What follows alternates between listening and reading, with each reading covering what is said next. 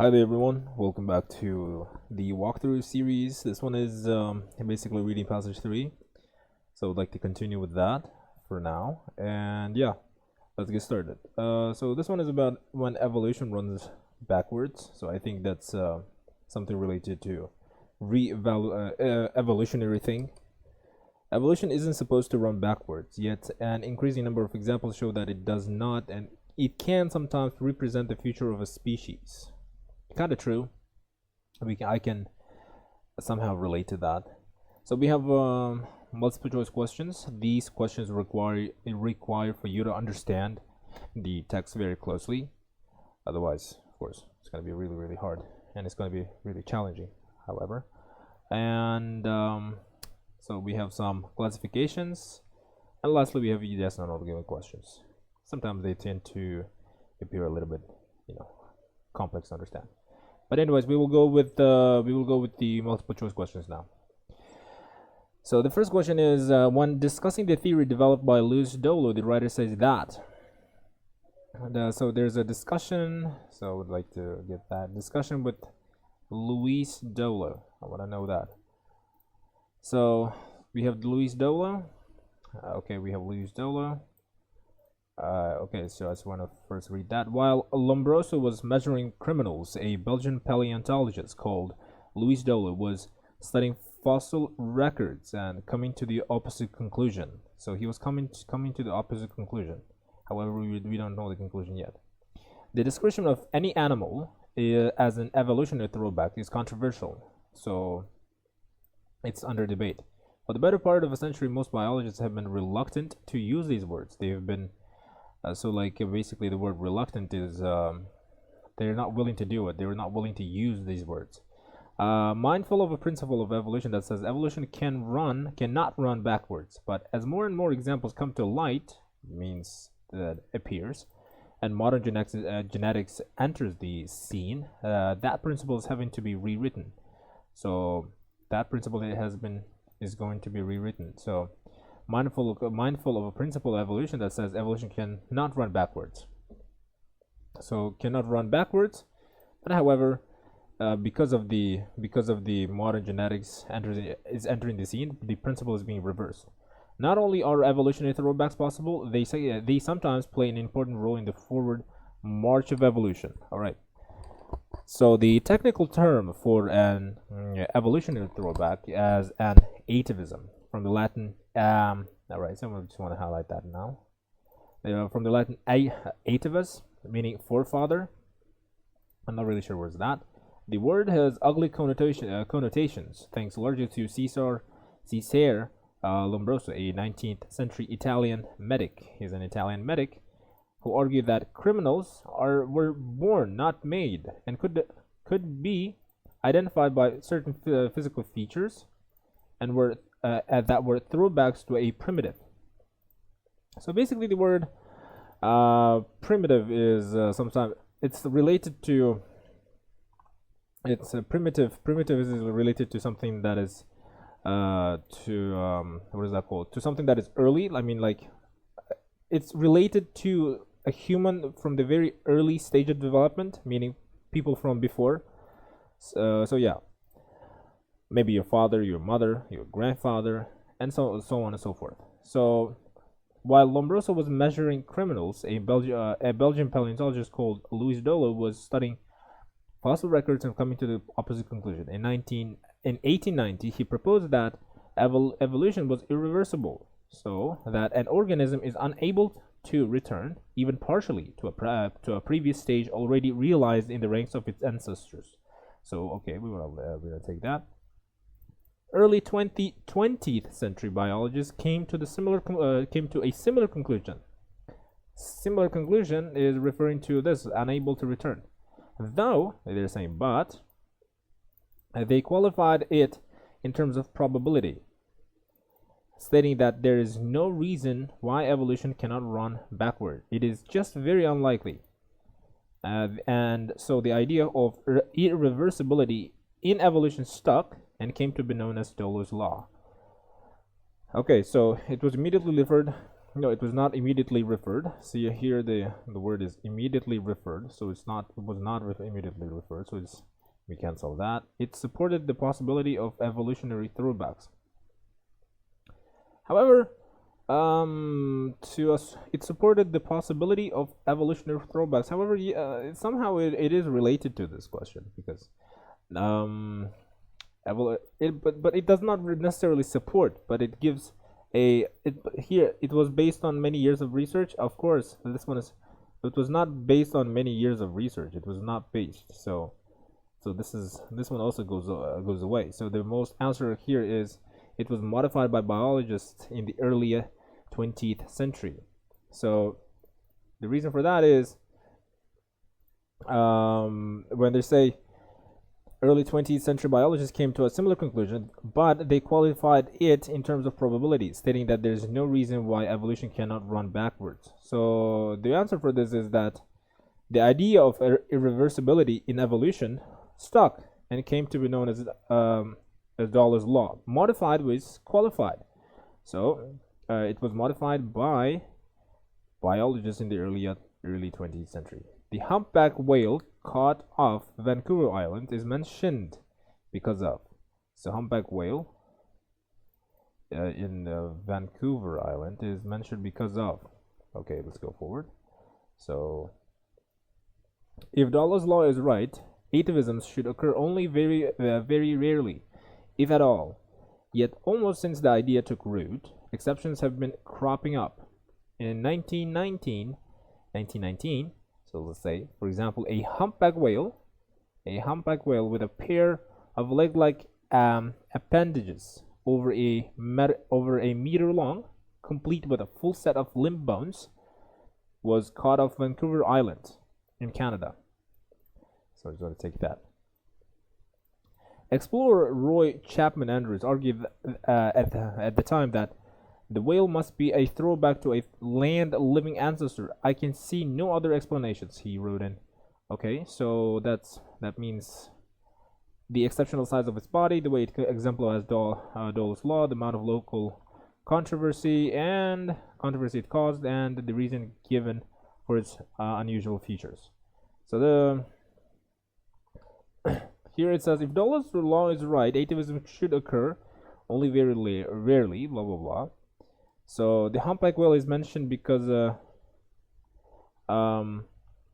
with a pair of leg-like appendages over a meter long, complete with a full set of limb bones, was caught off Vancouver Island, Canada. Explorer Rachel argued at the time that the whale must be a throwback to a land-living ancestor. That means it had some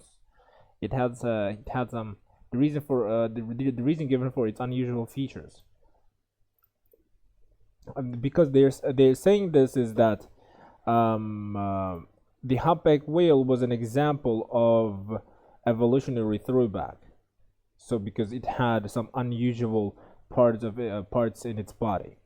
So then later in 29, what is said about silent genes? What is said about silent genes? Now, if you pay very close attention, I'm not really reading out the the answers, because they are so closely related to each other. So it's but if I refer to that in advance, prior reading out the answers, it's just going to confuse me. So I'll be really dependent on all the answers because they make sense. Although I'm not gonna do that. So we'll go more and read the silent gene, I guess. So if the word silent gene somehow refers, there you go, we find the silent genes, it refers to a technical term.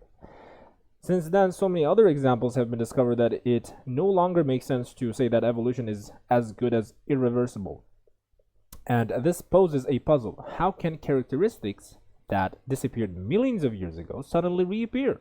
Is a question. In 1994, Rudolf Raff and colleagues at Indiana University in the USA decided to use genetics to put a number on the probability of evolution going into reverse.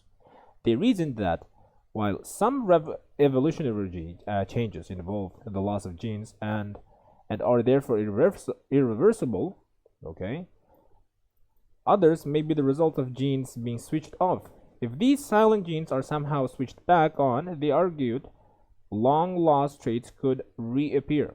So okay, so the passage, the text is saying that, um, so they're saying that there's no reason for you to for a person not to believe that something may reoccur, rehappen, reappear. In this case, it's this one, reappear. So that's why that's why they're saying that, and this one is being referred to as silent gene, meaning they don't know how, when, and where would it appear.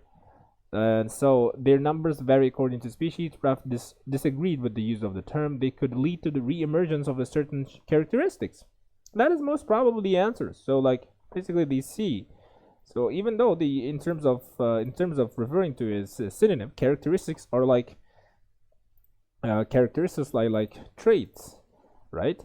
So that's possibly it, I guess. And anything else? So like re-emerge, reappear. So re-emergence. So anything else that, okay, so like traits, correct, characteristic, reappear, re-emergence. All right, that's even much better.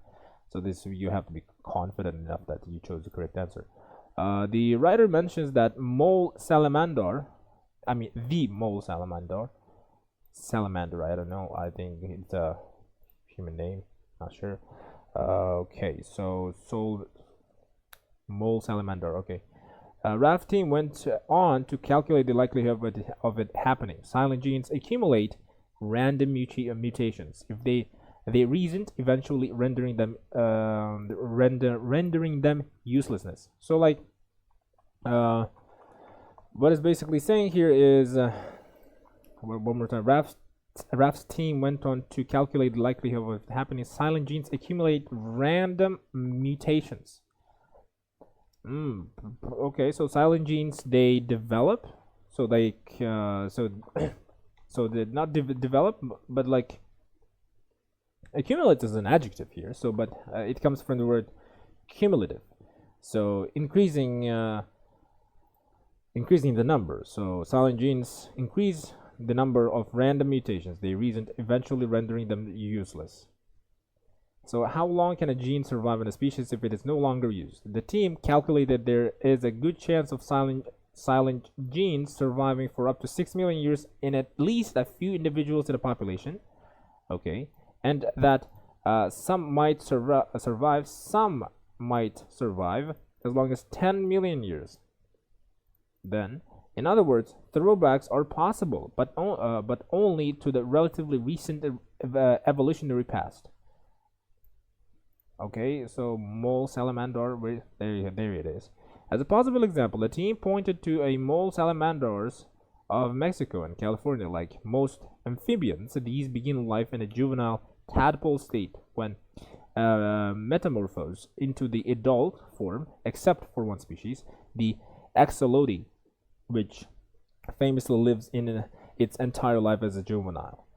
The simplest explanation, so one more time, the question was, the writer mentions the the mole salamander because, so the simplest explanation for this is that the axolotl lineage alone lost the ability to metamorphose while others retained it.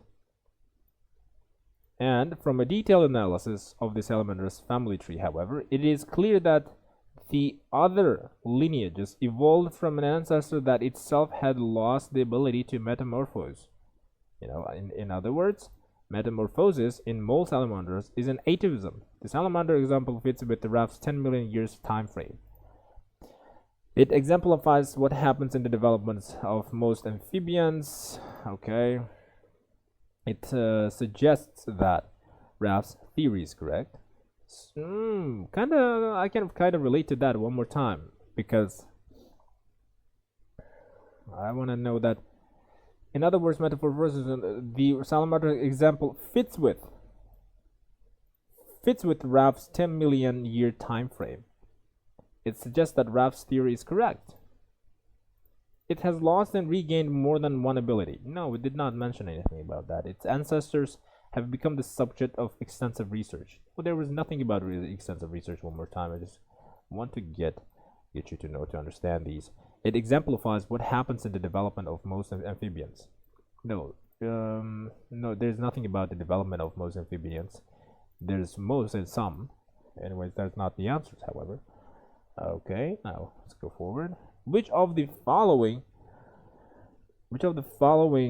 does Wagner claim? What does a Wagner claim? Let's see that. More recently, however, examples have been reported that break the time limit, suggesting that silent genes may not be the whole story. So that silent genes may not be the whole story. Okay. In a paper published last year, biologist Gunter Wagner of Yale University reported some work on the evolutionary history of a group of South American lizards called Baccia. All right. Many of these have minuscule limbs. Some look more like snakes than lizards, and a few have. So we have some look, and a few have completely lost the toes on their hind limbs. Other species, however, sport up to 4 toes and on their hind legs. The simplest explanation is that the toad lineages never lost their toes, but Wagner begs to differ. So Wagner begs to differ. According to his analysis of the Baccia family tree, the toad species re-evolved toes from toeless ancestors, and what is more, digit loss and gain has occurred on more than one occasion over tens of millions of years. Okay, members of Baccia lizard family have lost and regained a certain feature several times. Evidence shows that evolution. Okay, I think this is this is an obvious answer. Evidence shows that the evolution of the Baccia lizard is due to the environment. Of course not. His research into South American lizards supports Raff's assertions. His findings will apply to other species of South American lizards. His findings will apply to other species of South American. So no, there's nothing about that as well. So there we go. We finished multiple choice questions, and if you pay very close attention, along the way we were doing, you can see that the answers are going by order. So yeah, it's a very important thing to notice. So complete each sentence with the correct ending. We have to find the correct ending. So it's a sentence ending. For a long time, biologists rejected. So long time biologists rejected what? What did they reject? Okay, let me go first back to that. So for the better part of most biologists have been reluctant to use these words. I want to use a different highlight here. I want to use the yellow for that. For a long time, biologists reluctant, mindful of a principle evolution. Evolution cannot run backwards. In other words, for a long time, most biologists reject the possibility of evolution being reversible. So, okay. The question of how certain long traits, the occurrence of that, reversible. Okay, so one more time, I want to see that. Okay, the possibility of evolution being reversible. For a long time, biologists rejected the possibility of evolution being reversed. Okay, we have that. Option F. Okay, there we go. Opposing views on evolutionary throwbacks are represented by.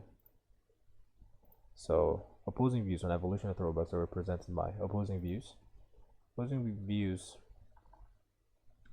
We have a Belgian paleontologist.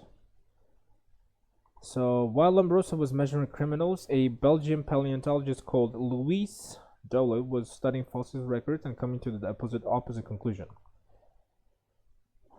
Okay, this conclusion was that there's no reason why evolution cannot run backwards. This means that opposing views on evolutionary throwbacks are represented by Dollo's findings and the convictions held by Lombroso, of course. And I guess this is what this is saying. Okay, Dollo's findings and convictions held by Lombroso. Is it that? And of course, views is convictions, and that's pretty much what I believe. Kind of synonyms are helping me to identify that. So I was going to take that. Opposing views on evolutionary throwbacks. Examples. So one thing I need to understand before we go through, opposing views or viewpoints are like, it means a different opinion. So opposed to, opposite, meaning like opposite of. Examples of evolutionary throwbacks have led to. Examples of evolutionary throwbacks, I think, was like humpback. So they mentioned about the word humpback, right? So let me just see that. So where is humpback? Humpback is, oh, there, this is humpback.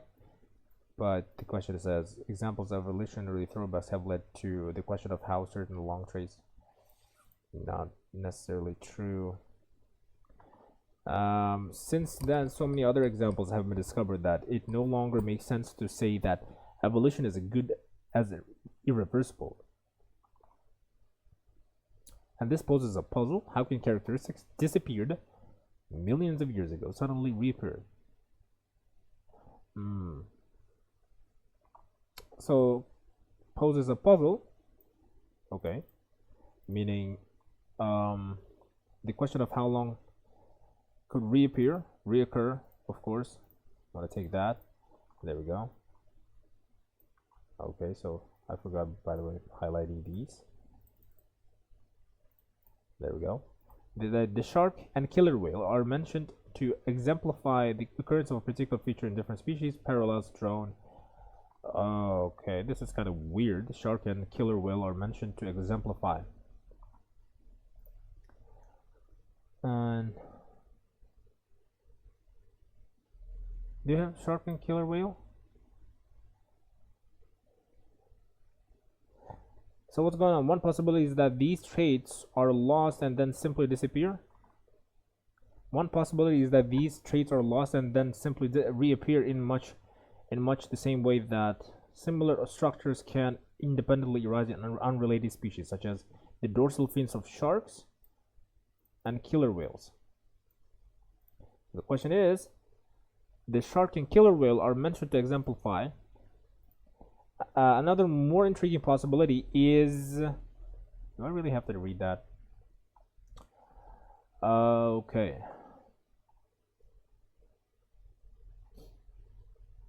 I'm not sure why it is saying that. One possibility is that these traits are lost and they simply reappear in much of the same way that similar structures can independently arise in unrelated species. Dorsal fins of sharks and killer whales. So I think the occurrence of a particular feature in a different species, that's probably a B answer, because that's what they're saying. They're referring to shark and killer whale because they have a particular feature.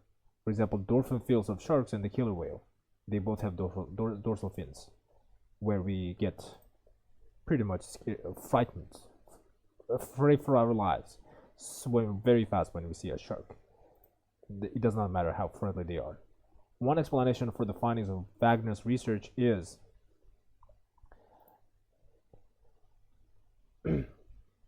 another more intriguing possibility is that these genetic information needed to make toads somehow survive for tens or perhaps hundreds of millions of years in the lizards and was reactivated. These atavistic traits provide an advantage and spread through the population, effectively reversing evolution.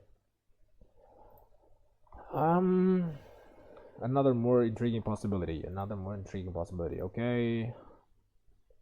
Another more intriguing possibility is that genetic information needed to make toads somehow survive for tens or perhaps hundreds of millions of years in the lizard and was reactivated.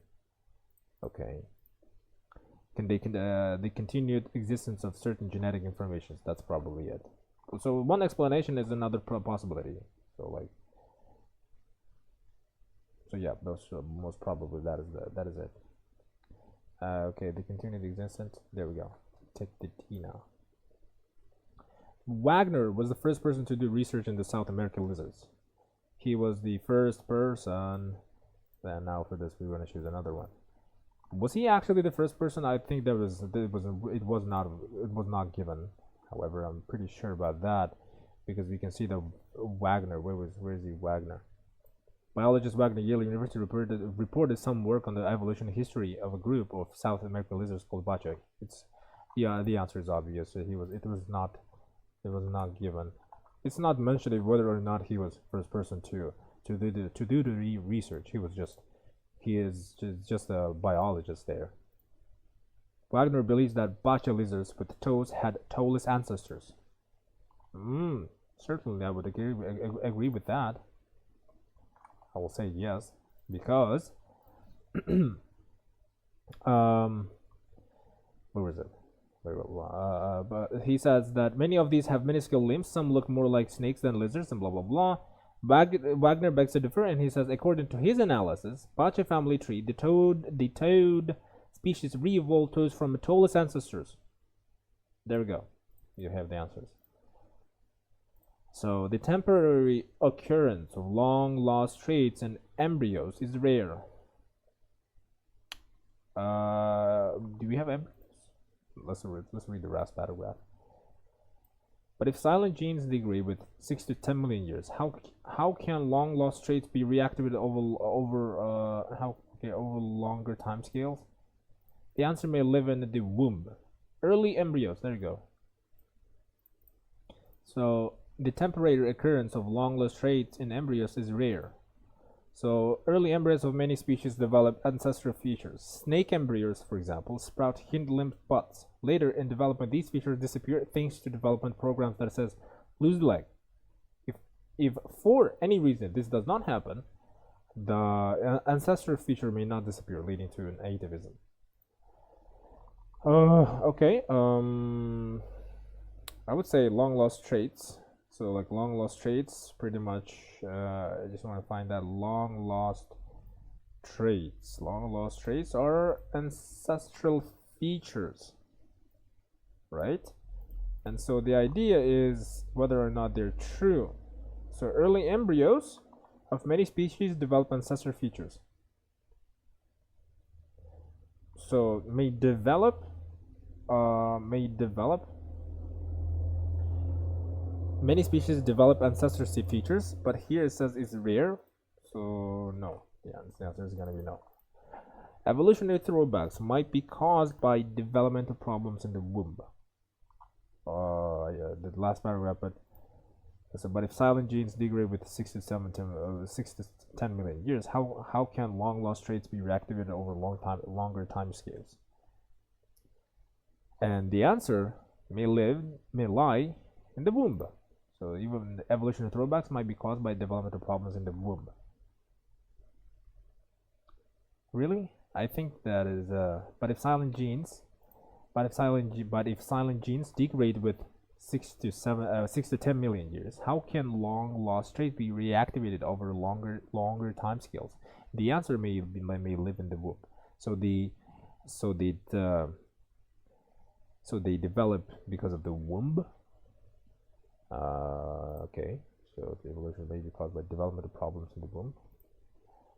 Oh, okay. Or silent genes degrade within. I'm sorry for that. I didn't pay attention to the word degrade, which is my bad over here. So yeah, the answer is yes here. The answer is gonna be yes. There we go. So yeah, we pretty much finished. It was really fun to read about, to know whether or not we're actually going back, instead of not instead of facing the evolution, we're seeing the reverse version.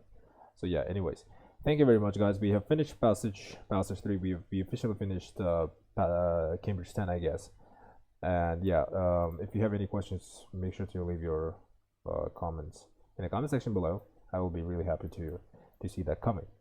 And anyways, if you liked it, please smash that like button, of course. And if you dislike it, then the dislike button will come to your help.